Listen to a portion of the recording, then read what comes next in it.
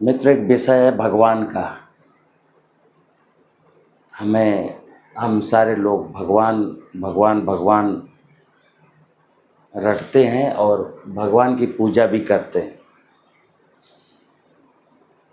लेकिन भगवान क्या है, जब किसी से पूछो भगवान क्या है तो बहुत सारे उत्तर मिलते हैं। इस देश में बहुत सारे लोग तो कहते हैं कि भगवान नाम की कोई वस्तु नहीं है, भगवान देखा नहीं जा सकता है। यानी कि कुछ अपवादों को छोड़ दिया जाए तो भगवान से पूरी तरीके से कोई परिचित नहीं है, फिर भी हम उसकी पूजा करते हैं। तो पूजा काल्पनिक करते हैं। वास्तविक ज़िंदगी में हमें भगवान को जानना ज़रूरी है, और जब तक भगवान को नहीं जानते हैं तब तक पूजा हम उसकी कर ही नहीं सकते। अभी भगवान भी काल्पनिक है और भगवान की पूजा भी काल्पनिक है या आडंबर है। हमारा जो जीवन है वो बिना भगवान की मर्जी के चलता नहीं है, और जीवन की कोई भी आवश्यकता बिना भगवान के पूरी नहीं हो सकती। परमात्मा ने आपको आँख दिया, कान दिया, दिमाग दिया और ये कहा कि तुम हमको जानो, तुम हमको और हमारी व्यवस्था को जानो। क्योंकि मित्र, जानने का मतलब है नॉलेज, भगवान का नॉलेज। अभी तो हम अगर नहीं जानते तो फिर अज्ञान है। भगवान को जब जान जाएंगे तो मैं ज्ञानी हो जाऊंगा। तो हकीकत में भगवान क्या है? यूँ तो कैलेंडरों में, मंदिरों में नाना प्रकार की मूर्तियाँ, हम ये मानते हैं कि मुझको भगवान ने बनाया। सब लोग मानते हैं कि मैं भगवान की संतान हूँ, भगवान की रचना हूँ। और आज स्थिति ये है कि इंसान भगवान को बना रहा है, कैलेंडर में छाप रहा है, मिट्टी के बना रहा है, पत्थर के बना रहा है, अष्ट धातु के बना रहा है, पीतल के बना रहा है। यानी कि जब इंसान भगवान को बनाने लगे, बेचने लगे और ख़रीदने लगे तो इससे ज़्यादा मतलब कि अज्ञान क्या हो सकता है? भगवान ने हमें बनाया है तो भगवान है क्या जो आप आँखों से देख सकते हो, समझ सकते हो। तो भगवान के बारे में कहा गया, जैसे मैं कहूँ भास, भा, ग, वा, आ का मात्रा ना। अब आप देखिएगा कि जब हम कहते हैं छितजल पावक गगन समीरा पंच तत्व मिल बना शरीरा, मतलब मुझे भगवान ने बनाया है, यानी पंच महाभूत ने बनाया। तो क्या है? भूमि है, ये भा से भूमि है, गा से गगन है, वा से वायु है, आ का मात्रा अग्नि है, मतलब सूर्य। अग्नि का स्रोत सूर्य ही है, और ना से नीर है।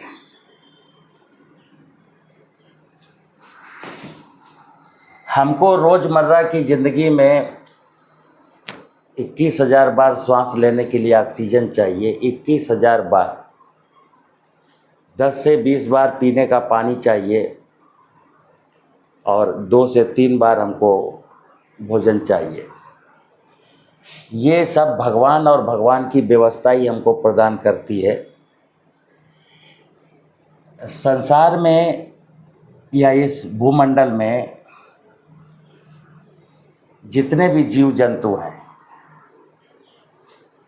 उन सब का कारोबार, उन सब के जीवन की जो ज़रूरतें वो भगवान और भगवान की व्यवस्था से पूरी होती है। अब ये जो पंच महाभूत हैं या भगवान है, इन्होंने मिल करके सबसे पहले वनस्पति जगत की रचना करता है। वनस्पति जगत, जो पृथ्वी पर सृष्टि का विकास क्रम है वो यहाँ से शुरू होता है। कि जब ये पांचों पंच महाभूत एक साथ मिलते हैं, जैसे आप बारिश में देख सकते हैं कि आपकी छत पर काई नहीं जमी थी बारिश के पहले, जून के महीने में कहीं काई नहीं जमी थी। कारण क्या था? अभी भूमि था, गगन था, वायु था, अग्नि था, लेकिन पानी नहीं था। ये पानी ना होने की वजह से वहाँ वनस्पतियों का मतलब काई जगत की उत्पत्ति नहीं हो पा रही थी। लेकिन जैसे ही बरसात में लगातार पानी बरसता है तो वनस्पति जगत की सबसे छोटी इकाई है काई, ये काई आ जाती है। काई के आने के बाद अगर 1 महीने 2 महीने में काई जम गई हो और वहाँ की मिट्टी को या वहाँ के पत्थर के ऊपर जो उगी हुई काई है, अगर आप उसको स्क्रैप करके माइक्रोबायोलॉजी की लैब में ले जाएंगे तो वहाँ सूक्ष्म जगत की माया मिलेगी, सूक्ष्म जीव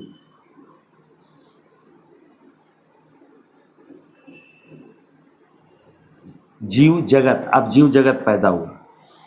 काई वनस्पति जगत की सबसे स्मॉल इकाई थी और उसके बाद जब काई 2 महीना वहाँ टिक गई तो सूक्ष्म जीव आ गए। ये सूक्ष्म जीव बाद में क्यों आए? ये बाद में इसलिए आते हैं क्योंकि इनकी भोजन की जुगाड़ है। काई ना आती और ये आ जाते तो ये क्या करते? ये खाते क्या? ये जो सृष्टि का विकास क्रम ऐसे ही होता है। फिर इसके बाद क्या होता है कि कुछ घासें आती हैं जिनको हम खरपतवार बोलते हैं, छोटे छोटे प्लांट हैं, घास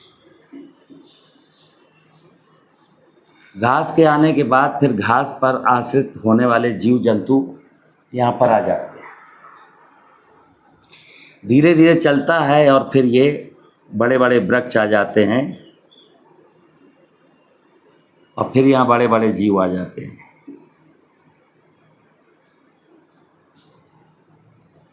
ऐसा होने में मतलब मनुष्य की उत्पत्ति जब हुई है धरती पर, जब 84 लाख योनियों की माया यानी 20 लाख वनस्पति जगत, फिर जीव जगत में जलचर हैं, थलचर हैं, नभचर हैं, कीट पतंगे हैं, ये सारी रचना कंप्लीट होने में 3 करोड़ 40 लाख वर्ष लगते हैं।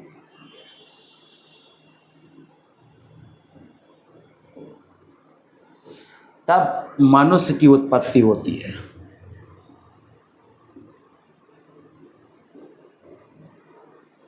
मनुष्य को हम ज्ञानावतार कहते हैं। आप पढ़ लीजिएगा,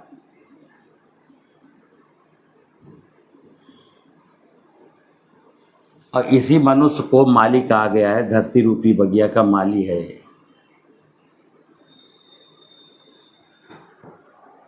अब हमको केवल इतना देखना है, और देखना क्या, यही आपको दिखता है, इसके अलावा और कुछ दिखता भी नहीं है। हम ज़मीन में रहते हैं, चलते हैं, फिरते हैं, मकान बनाते हैं, खेती करते हैं, उद्यान लगाते हैं, सब्जी की खेती करते हैं, गाय भैंस पालते हैं, गाय बकरियां चराते हैं। तो जब धरती में हम खेती करते हैं तभी हमको खाने पीने की वस्तुएं मिलती हैं। हमको सिर्फ ये देखना है कि पूजा क्या है। अब भगवान को पहले आत्मसात करना है कि हकीकत ये है कि जो पंच महाभूत हैं यही भगवान है। अगर आपने इनको भगवान नहीं माना तो फिर ध्यान रखिए, फिर पूजा भी हमारी गड़बड़ हो जाएगी। पूजा का मतलब है कर्म। जैसे पूजा को हम कर्म भी कहते हैं,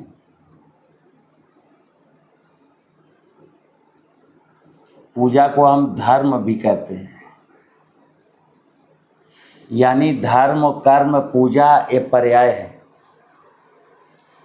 कल्पना करिए कि जो आदमी पूजा नहीं जानता, पूजा शब्द उसके दिमाग में है ही नहीं, ना कोई उसके दिमाग में धर्म शब्द है, लेकिन उसको ये पता है कि हमारी ज़रूरतें यहीं से पूरी होती हैं, ये प्रकृति की व्यवस्था है, मैं इस प्रकृति की व्यवस्था में रहता हूँ और प्रकृति की व्यवस्था को खराब करना ये मेरा काम नहीं है। ये प्रकृति की व्यवस्था जब तक खूबसूरत बनी रहेगी तब तक हमको हर चीज़ मिलती रहेगी, और प्रकृति की व्यवस्था खूबसूरत रहेगी तो आपको सारी वस्तुएं शुद्ध मिलेंगी, अच्छी मिलेंगी। जैसे हम खेती करते हैं जमीन में,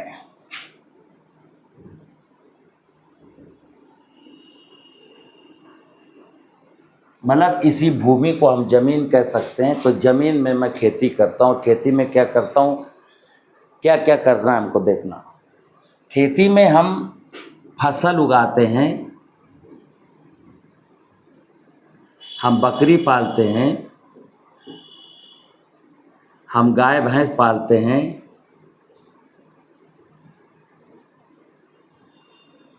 इसी ज़मीन में जलाशय हैं जहाँ मैं मछली पालता हूँ।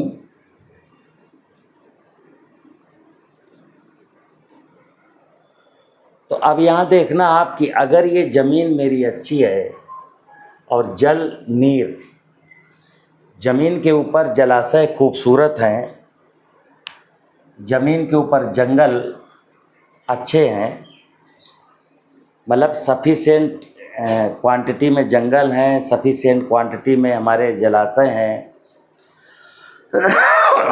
और ज़मीन की फर्टिलिटी बहुत अच्छी है, तो आपको पानी में कंटामिनेशन नहीं मिलेगा। जैसे आज की तारीख में पानी में TDS जो है 3000 हो गया। ज़मीन अच्छी है तो फसलों में मुझको कोई भी केमिकल फर्टिलाइज़र नहीं डालना पड़ेगा और कोई भी पेस्टिसाइड नहीं डालना पड़ेगा, तो भोजन की क्वालिटी अच्छी है। जंगल जब पर्याप्त हैं तो एटमॉस्फेयर में ऑक्सीजन की मात्रा सफिशिएंट है और अच्छी क्वालिटी की है। तो मैं कह रहा था भगवान, तो मेरा ये है कि भगवान का मतलब पंच महाभूत ही भगवान हैं और इनकी पूजा,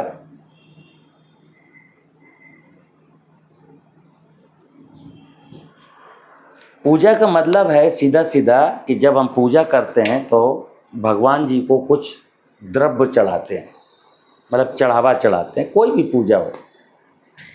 जैसे हम यज्ञ करते हैं तो उसको भी हम पूजा का नाम देते हैं। अब यज्ञ करते समय आप जैसा घी चला रहे हैं, जैसी हवन सामग्री डाल रहे हैं, और हवन सामग्री में जो और वस्तुएं हैं, हम जैसा चढ़ावा चढ़ाएंगे उसी प्रकार से अग्नि में जो वो सामग्री जलती है तो उसी प्रकार की फ्यूम निकलेगी। जाने अनजाने आज हम यज्ञ में जो घी जलाते हैं, मतलब घी की आहुतियाँ डालते हैं, तो जब यज्ञ करने चलते हैं तो हम अपने खाने के लिए तो सुंदर सा घी खोजते हैं कि भाई किसकी भैंसिया किसकी गैया कौन दही बना करके घी बनाता है, वो चाहे 1000 रुपये किलो मिले चाहे 1200 रुपये किलो मिले, ऐसा खोज करके लाते हैं। और अगर ऐसा नहीं मिलता तो फिर हम कुछ अच्छी अच्छी कंपनियों के घी लाते हैं।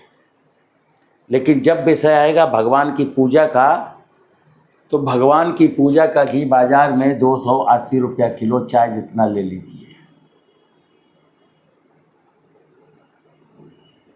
अब ये आपको यहाँ से शुरू करना है कि जब स्वयं के लिए घी तलाशते हैं तो 1000 रुपये किलो का घी तलाशते हैं, और जब भगवान की पूजा का नाम आता है तो हम 280 रुपये वाले घी से पूजा कर देते हैं।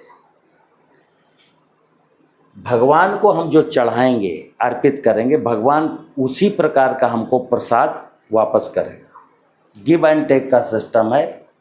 मैं भगवान को कुछ चढ़ावा चढ़ाऊँगा तो भगवान उसी अनुसार हमको रिटर्न करेगा। जैसा मेरा प्रसाद होगा वैसा ही, जैसा मेरा चढ़ावा होगा वैसे ही हमको प्रसाद मिलेगा। तो देखिए आप,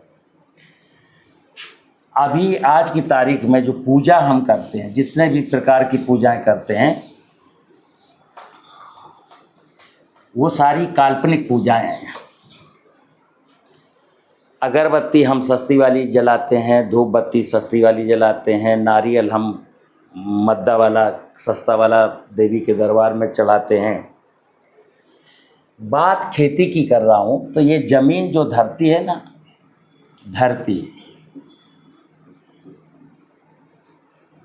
धरती में मुझे खेती करनी है।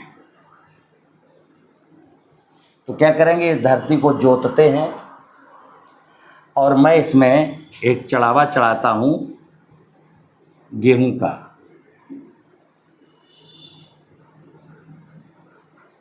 गेहूं चढ़ाया मैंने शिव जी को, खेत जोत दिया और गेहूं छिटक दिया। तो प्रसाद में हमको क्या मिलेगा, हमको गेहूं मिलेगा। अब हमको चना नहीं मिल सकता, ध्यान रखना। अभी साथ खेती में मैं क्या कर रहा हूँ, गेहूं के साथ मैं इसमें रासायनिक उर्वरक डाल रहा हूँ। इस चढ़ावे में मैंने उर्वरक भी डाले, तो हमारे गेहूं के साथ ये उर्वरक भी आएंगे। यही नहीं, अभी तो मैं यहाँ खरपतवार नाशी रसायन यानी कुछ फसल सुरक्षा रसायन भी चलाएंगे।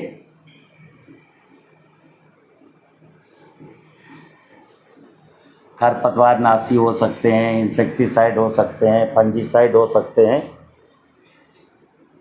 तो ये भी हमारे भोजन में रसायन आएंगे। मित्र, बिल्कुल सिंपल सा कॉन्सेप्ट है कि हम भगवान को जो चढ़ावा चढ़ाएंगे उसी के अनुसार उस चढ़ावे से जो प्रसाद भगवान दे सकता है वही देगा, उसकी मजबूरी है। हम यहाँ गेहूं का चढ़ावा चढ़ाएं और हमको यहाँ चना मिल जाए, संभव नहीं है। हम ये उर्वरक भी यहाँ चढ़ाएं और उर्वरक भगवान धरती खा जाए, हमको ना लौटाए, ऐसा संभव नहीं है। हम यहाँ पेस्टिसाइड भी चढ़ाएं और पेस्टिसाइड हमको ना लौटाए, ऐसा संभव नहीं है। इसको कहते हैं हम रासायनिक खेती। अब भगवान से हमको चाहिए शुद्ध भोजन, शुद्ध भोजन। अभी यही नहीं, ये जो उर्वरक और ये जो फसल सुरक्षा रसायन मैं ज़मीन में अगेन एंड अगेन डाल रहा था, तो क्या हुआ, कुछ तो मेरी क्रॉप के साथ आ गए, कुछ पानी में डिजॉल्व होकर के वाटर बॉडीज में चले गए। जब मैं ड्रिंकिंग वाटर लूँगा ना, तो वहाँ भी इसके रेजिडुअल इफेक्ट हमको मिलेंगे। तो नेचुरल फार्मिंग की जब बात करते हैं तो देखिए आप, गेहूँ एक अच्छा प्रसाद है, चना एक अच्छा प्रसाद है, फल की सब्जी और सब्जियों की खेती, कुछ भी खेती में जो कुछ मेडिसिनल खेती, व्यक्ति को जो चाहिए उसकी खेती कर रहा है। हम चना बोते हैं इसलिए कि मैं चना खा के स्वस्थ रहूँगा, मैं सब्जी बोता हूँ इसलिए क्योंकि सब्जी खा के मुझे आनंद आएगा, टेस्ट आएगा। औषधियाँ इसलिए बोता हूँ क्योंकि कभी बीमारी होगी तो औषधि फसलों से मैं अपना इलाज कर सकता हूँ। लेकिन इस ज़मीन में जो मैंने गड़बड़ी कर दी है, यानी शिव जी को जो मैंने चढ़ा दिया है, वो तो हमको रिटर्न मिलता रहेगा। अब नेचुरल फार्मिंग की बात आती है, तो नेचुरल फार्मिंग में क्या है, अगर मैं इसको मैं धरती को शिव कहता हूँ, तो समुद्र मंथन की घटना आपको याद है कि धरती पर मनुष्य के द्वारा या जीव जंतुओं के द्वारा जितना भी विष निकाला जाता है, यानी कि मनुष्य का मलमूत्र, पशुओं का मलमूत्र, सड़ा गला कोई भी पदार्थ, वो सारा का सारा विष होता है। समुद्र मंथन में उसी विष को शिव जी ने पिया था, माने धरती ने पिया था। तो एक सीधा सीधा नियम है कि जो धरती से मैंने लिया हमारे उपयोग में आया और वो चीज़ें सारी की सारी मैं ज़मीन में वापस कर दूं, तो इसी का नाम है नेचुरल फार्मिंग। क्या होता है, धरती से अगर मुझे शुद्ध कोई भी पदार्थ है, गेहूं है, चना है, सब्जी है, फल है, यानी कि दूध भी है, जो पशुओं से मैं दूध निकालता हूँ, क्योंकि दूध देने वाला जानवर भी यही सब खाता है, इन्हीं के अवशेष खाता है। अब अगर इन अवशेषों में ये केमिकल के कंटामिनेशन थे, तो जाहिर सी बात है कि वो मिल्क में आएंगे। तो हम जब धरती में ह्यूमस बढ़ाने की बात करते हैं, ह्यूमस का मतलब है कार्बनिक पदार्थ।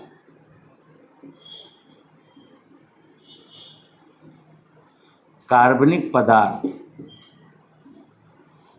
कार्बनिक पदार्थ का मतलब होता है जो धरती से प्राप्त हुआ, वीड्स के रूप में, फसल अवशेष के रूप में, या फसल अवशेष को पशुओं ने खाया उनके मलमूत्र के रूप में, हमने कुछ अनाज खाया हमारे मलमूत्र के रूप में।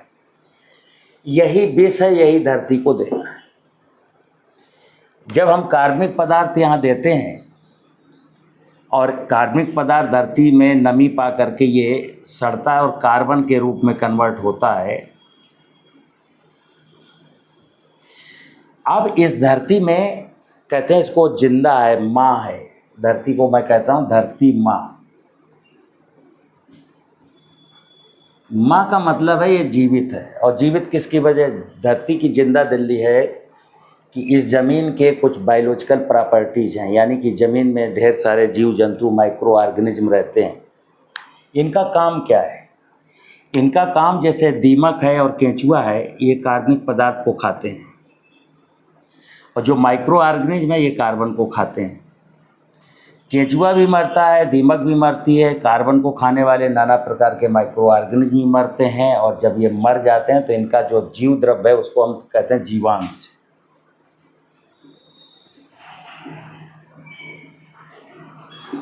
बेसिकली हम जो ये बो रहे थे, गेहूँ, चना, सब्जी, फल, इनको जीवांश की ज़रूरत है।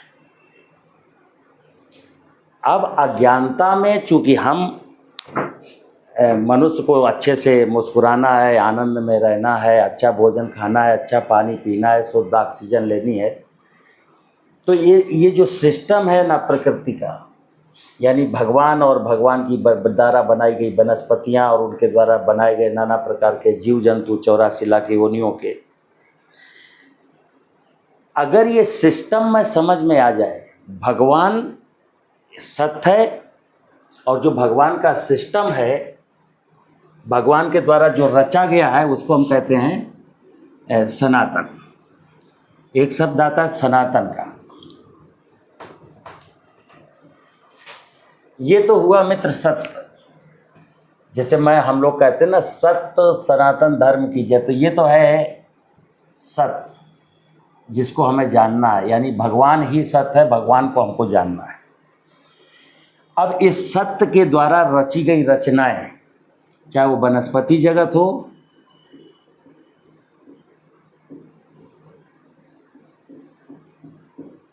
या फिर जीव जगत हो,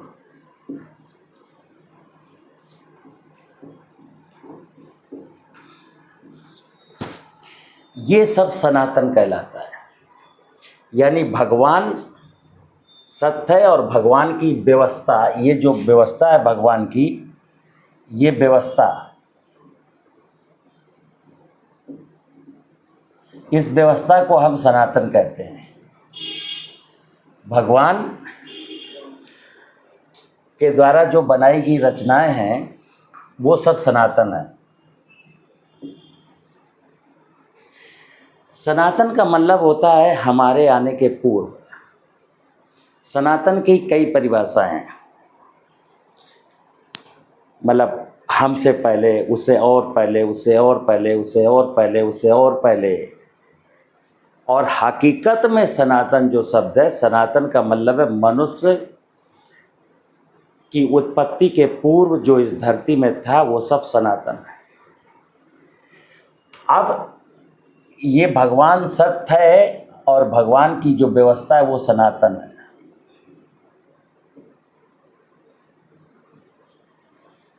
अब इस भगवान के प्रति और इस सनातन के प्रति मेरे जो कर्तव्य, चूँकि ध्यान रखना, हम धरती में रहते हैं, धरती में मैं खेती करता हूँ, खेती में वनस्पतियाँ बोता हूँ, खेती में नाना प्रकार के जीव जंतु जो मैंने बताया, धरती में पड़े हुए कार्बनिक पदार्थ को खा करके जीवांश बनाते हैं, या सूक्ष्म जीव हैं कार्बन को खा करके जीवांश बनाते हैं।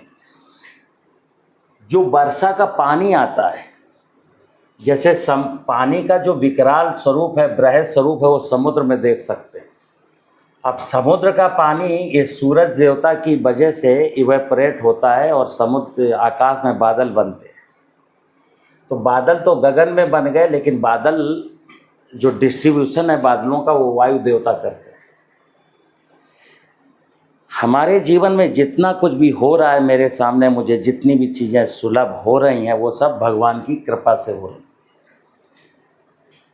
सूरज के द्वारा सूरज की गर्मी से पानी का इवेपोरेट होना, फिर आकाश में 50,000 फुट की ऊंचाई पर बादलों का बनना, फिर उन बादलों को चूँकि अगले साल हमको फिर पानी की ज़रूरत है धरती को, तभी तो वनस्पतियाँ होंगी, तभी तो खेती कर पाएंगे, तभी तो मेरी पीने की प्यास बुझेगी।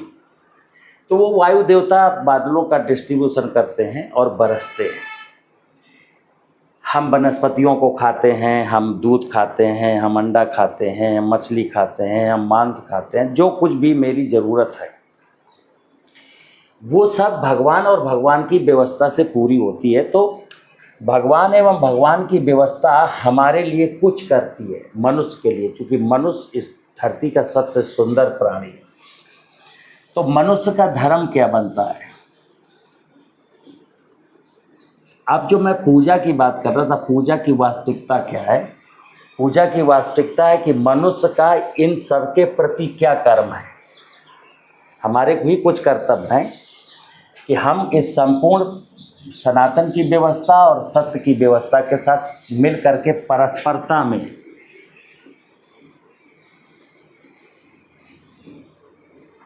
हम इस संपूर्ण सत्य और सनातन के साथ मिल करके परस्परता में जीना सीखें, इनको नष्ट ना होने दें। जमीन में जीवांश को कम ना होने दें, जमीन के नीचे भूगर्भ जल को ना लूटें, हम जंगल को ना काटें, हम किसी जीव को ना मारें, बल्कि भूमि की और जल का। अब देखिए, मैं कहता हूँ गगन यानी आकाश, आकाश पर मेरा कोई बस नहीं है, अनंत है। वायु पर मेरा कोई बस नहीं है, सूरज पर मेरा कोई बस नहीं है, इनका मैं कुछ चाह करके भी बिगाड़ नहीं सकता। लेकिन हमारी दूषित जीवन शैली और दूषित कृषि प्रणाली सॉइल की फर्टिलिटी को बिगाड़ सकती है और भूगर्भ जल का दोहन कर सकती है। साथ साथ हम बीडीसाइड डाल करके वनस्पति जगत को नष्ट कर सकते हैं, हम इंसेक्टिसाइड डाल करके जीव जगत को नष्ट कर सकते हैं। जब हम भगवान और भगवान की व्यवस्था को अपने निजी लाभ के लिए नष्ट करने का प्रयास करते हैं और उसके बाद मैं मंदिर में जा कर के पूजा करता हूँ या अपने घर में एक छोटा सा यज्ञ कराता हूँ या देवी माता को सड़ा हुआ नारियल चढ़ाता हूँ या भगवान जी को डालडा का लड्डू चढ़ाता हूँ, तो आपने देखा होगा कि जब आप किसी दुकान से कोई मिष्ठान चर्बी का, डालडे का, यानी सस्ता वाला खास करके होता है, मनुष्य अपने लिए जब खाने के लिए लड्डू खरीदने होंगे तो बहुत अच्छी दुकान से घी के लड्डू खरीदने का प्रयास करता है। लेकिन अमीर आदमी जो अपने लिए देसी घी के लड्डू खरीद के खा सकता है, लेकिन जैसे ही भगवान का प्रसाद का बात आएगा, भगवान को क्या चढ़ाना है, तो फिर उसको 100 रुपये किलो का लड्डू मिल जाता है। अपने लिए दूध अच्छा खरीदता है, ठोंक बजा के खरीदता है, लेकिन शिवलिंग में अगर दूध चढ़ाना होता है तो मंदिर के बाहर वो वाइटनर का मिला हुआ पानी जो सफ़ेद कलर का, वो शिवलिंग को चढ़ा देता है। ये जो मैं करता हूँ पाखंड ड्रामा पूजा के नाम पर, तो इसका मतलब हुआ कि मैं इस भगवान को अंधा समझता हूँ, इस भगवान को बेवकूफ़ समझता हूँ। मैं इस पूजा का विरोधी नहीं हूँ, लेकिन पूजा का जो मकसद है, ये प्रतीक पूजा है कि मैं यज्ञ कर रहा हूँ, मैं लड्डू चढ़ा रहा हूँ। लेकिन यज्ञ करते समय कम से कम ये तो देख लीजिए कि यज्ञ में कहा गया कि अच्छा घी लाना, अक्षत लाना, अच्छी सुपारी लाना, अच्छा नारियल लाना। लेकिन मैं पूजा के नाम पर अच्छी चीज़ें नहीं परचेज करता। अगर इतना ही कर लूँ तो शायद भगवान कुछ हम पर मेहरबानी दिखाए। लेकिन हम जब भगवान को पूजा के नाम पर गलत चढ़ावा चढ़ाते हैं तो उसी प्रकार का कहता है, ठीक है भाई, तेरी जैसी श्रद्धा थी, तेरा जैसा भाव था, मैं तो ऐसे ही रिटर्न करूँगा। और जब बृहद पूजा की बात आती, चूँकि वो प्रसाद जो भगवान का है लड्डू आधा किलो, उससे तो आपका पेट भरता नहीं है। हमको तो दिन में 3 बार खाना खाना है, हमको तो 10 बार पानी पीना है, हमको तो 21,000 बार सांस लेनी है। और ये प्रसाद कहाँ से मिलेगा? ऑक्सीजन रूपी प्रसाद है, पानी रूपी प्रसाद है, भोजन रूपी प्रसाद है। ये सब भगवान और भगवान की व्यवस्था से हमको मिलता है, यानी सत्य और सनातन की व्यवस्था से मिलता है। इसलिए सत्य एवं सनातन को भाव के साथ लालच छोड़ देना है। अभी तो पूजा का जो मेरा मतलब है, पूजा का मतलब एक ही चीज़ होता है कि हमको कुछ धन मिल जाए। मतलब पूजा मैं प्रसाद के लिए नहीं करता हूँ एग्जैक्टली, ये तो परंपरा बन गई है कि मंदिर जाना है तो 250 ग्राम प्रसाद लेके जाना है। हमारे मन में ऐसा है कि भगवान प्रसाद का भूखा है, लेकिन ऐसा नहीं। भगवान मित्र भूखा है भाव का। भाव का मतलब है आपका स्नेह, आपका अंतःकरण की स्वच्छता। हम कितना अपने मन को पवित्र रख करके, मन को कितना पवित्र रख करके हम भगवान के पास जाते हैं और क्या मांगते हैं। तो भगवान कहता है कि मेरी इंडस्ट्री में कागज़ का नोट नहीं छपता। मेरी जो इंडस्ट्री है, मैं जो दे सकता हूँ किसी को, 2-3 चीज़ें भगवान दे सकता है। आपको सुख दे सकता है, शांति दे सकता है और समृद्धि दे सकता है। चूँकि सुख और ये समृद्धि से मिलेगा, हमको सुख मिलेगा निरोगी काया। लेकिन अभी आपने पीछे देखा कि भगवान को जब आपने उल्टा सीधा चढ़ाया तो वही आपने लौटा, वही भगवान ने लौटा दिया। तो मेरा शरीर बीमार हो गया, तो अब बीमार शरीर को शांति मिलेगी तो संभव नहीं है। तो ईश्वर ने कहा है कि सुख और शांति भूल जाओ। तुम्हारे आसपास की जो प्रकृति है, अगर वो समृद्धशाली है, प्रकृति, जब प्रकृति मैंने कहा प्रकृति, तो प्रकृति का सीधा सीधा मतलब है भगवान और भगवान की व्यवस्था। यहाँ पर प्राकृतिक संसाधन है, प्राकृतिक संसाधन और कृति का उसकी रचना। जैसे मैंने यहाँ बताया, भगवान क्या है? प्राकृतिक संसाधन है, और उसकी जो कृतियाँ हैं, जो उसकी संरचनाएं हैं, उसकी माया है, उनका संवर्धन। तो एक चीज़ कही जाती है, अब साइंस वाले भी कहते हैं कि प्राकृतिक संसाधनों का संरक्षण करना है और बायोडाइवर्सिटी का संवर्धन करना है। बायोडाइवर्सिटी का मतलब है नाना प्रकार की वनस्पतियाँ, नाना प्रकार के जलचर, नाना प्रकार के थलचर, नाना प्रकार के नभचर। यानी कि जो सनातन है, सनातन की समृद्धि, भगवान की जो व्यवस्था थी धरती पर, कभी हम लोगों ने तो लालच में उसको खराब कर दिया।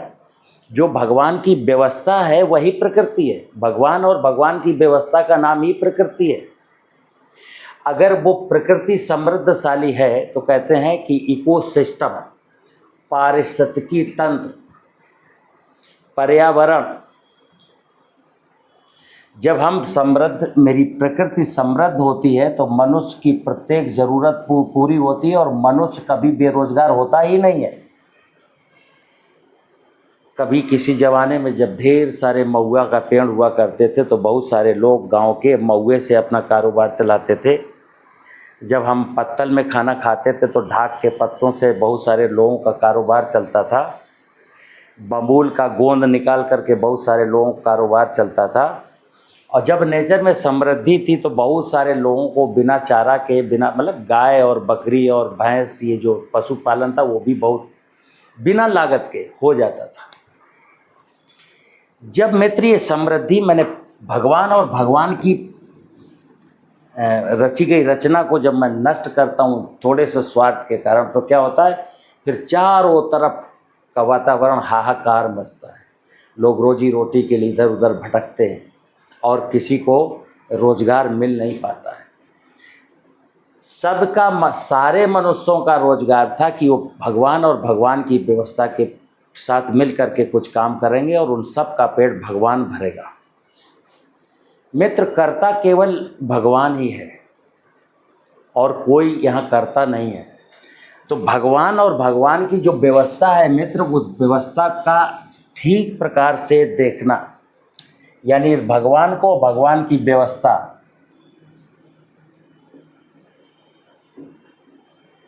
भगवान भगवान की व्यवस्था को ठीक नज़र से देखने का नाम है दर्शन।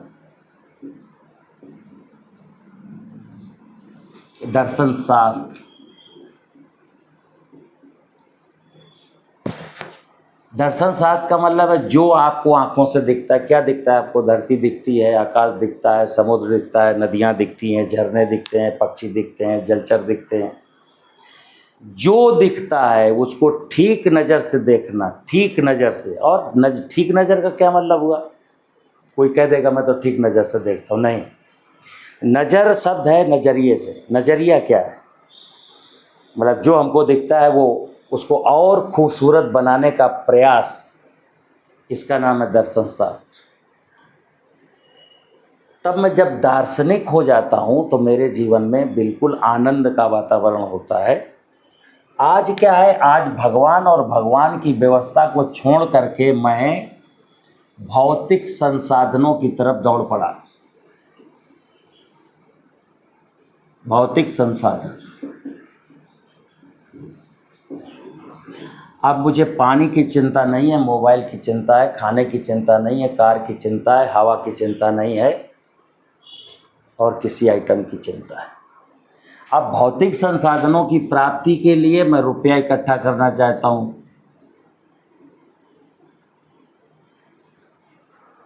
और रुपया इकट्ठा करने के लिए मैं किसी का मर्डर कर सकता हूँ, किसी के घर चोरी कर सकता हूँ, किसी के घर डकैती डाल सकता हूँ, किसी की ज़मीन हड़प सकता हूँ, किसी की किडनी निकाल सकता हूँ, किसी को नशे की लत में ढकेल सकता हूँ। क्योंकि मेरा ध्येय क्या है कि रुपया मिल जाएगा तो ये भौतिक संसाधन आ जाएंगे। मित्र, इस आपाधापी में क्या हो रहा है कि सारी के सारे जो समस्त इंसान था वो तो डूब ही गया, और इस संपूर्ण भगवान और भगवान की व्यवस्था को ले डूबने की कगार पर है। अब बचा क्या है? किसी के चेहरे पर मुस्कान नहीं है, चारों तरफ अफरा तफरी का माहौल है। चारों तरफ लोग तेजी के साथ दौड़ रहे हैं। मैं किसी से पूछता हूँ इतना क्यों दौड़ रहे हैं? बोले अरे अब मुझे ये करना है। क्या करना है? एक एम्पायर खड़ा करना है, एक बहुत बड़ी कोठी बनानी है, एक बहुत बड़ी लग्जरी कार लेनी है। क्या करोगे ये कोठी बना करके, कार ले करके?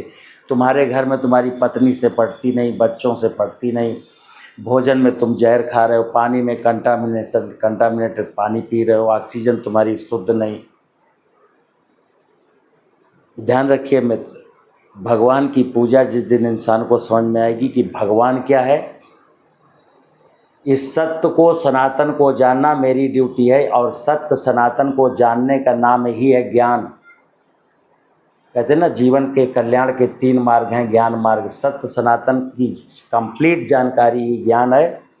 और सत्य सनातन के साथ जो हमको व्यवहार करना है, जिस प्रकार से हमको उनके साथ मिल करके जीना है, उसका नाम है कर्म। तो ज्ञान मार्ग, कर्म मार्ग। अभी जो हमारा कर्म है ना, अगर मैं सत्य सनातन को नहीं जानता हूँ, फिर मैं जो कर्म करता हूँ तो कर्म नहीं होते, वो कुकर्म होते हैं। और सत्य सनातन को नहीं जानता हूँ, फिर मैं जो पूजा करता हूँ अधर्म होती है। फिर मेरी ज़िंदगी में अंधकार है, और फिर मेरी ज़िंदगी में पूरा का पूरा, मतलब आप समझिए हैब्जर्ड वे में मेरी लाइफ चल रही है। बस लोग जी रहे हैं, उन्हें पता नहीं है क्यों जी रहे हैं, कहाँ जा रहे हैं, क्या कर रहे हैं। भगवान की व्यवस्था के साथ जीना, जो भगवान की व्यवस्था के साथ मिल कर के काम करता है, भगवान के लिए कुछ करता है, भगवान की बनाई व्यवस्था के लिए जब कुछ करता है, तो भगवान कहता है कि तुम बेटा आराम से जीना, तुम्हारी सारी चिंताएं अब मेरी चिंताएं बन जाती हैं। लेकिन जब मैं भगवान की और भगवान की व्यवस्था की चिंता नहीं करता हूँ, तो भगवान भी हमको लावारिस छोड़ देता है। मुझे उम्मीद है कि आपको ये पूजा का विषय समझ में आया होगा। नमस्कार।